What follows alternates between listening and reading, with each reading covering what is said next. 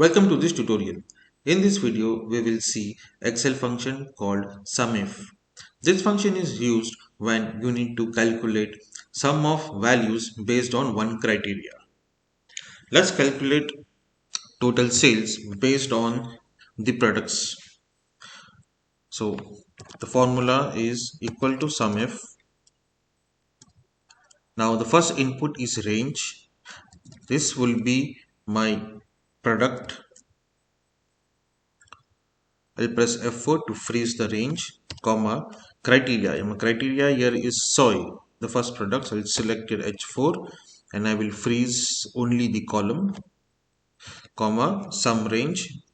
Sum range will be total sales value for each row.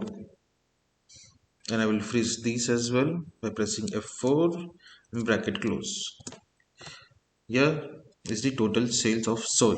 I'll copy and paste this formula down since I have already freezed all the cell references. So this is my total sales as per different product.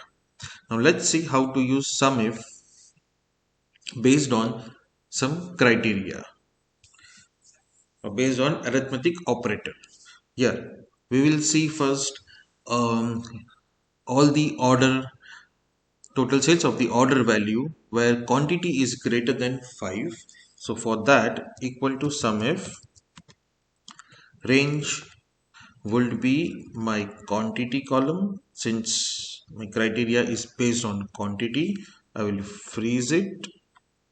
Then comma, my criteria here is greater than 5. So I will write greater than in inverted commas.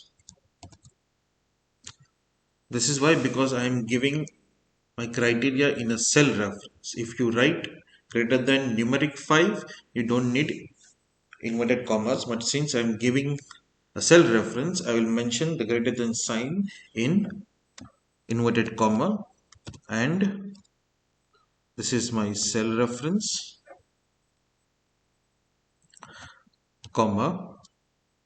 Now my sum range would be F4 to F19, the sales value. I'll freeze this as well, bracket close, enter.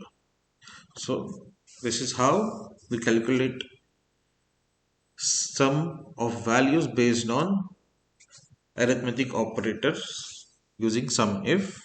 Let's see another example using less than, equal to SUMIF. My range again will be the quantity.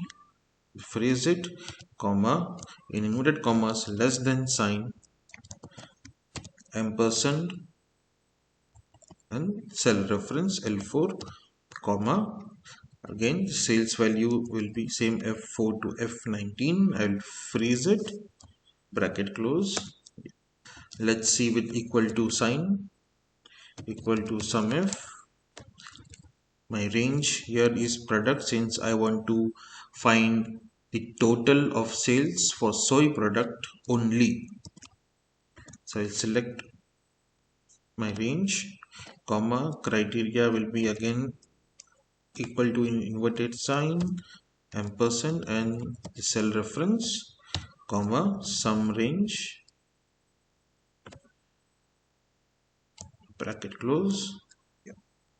Now let's see not equal to. So I want to find the total sales value without the sale of apples.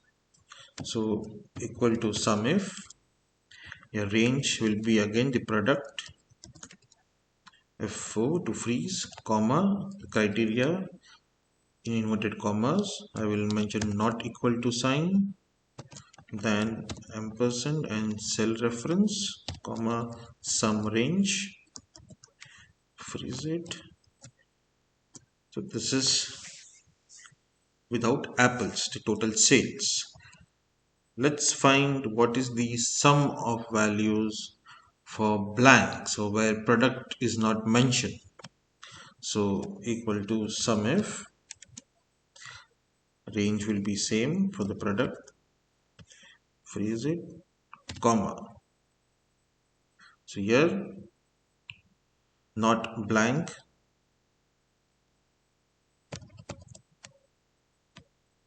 comma, sum range.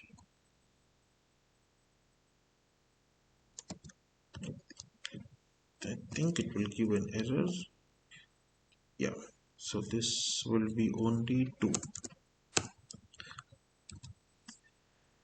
Then we will find for not blanks.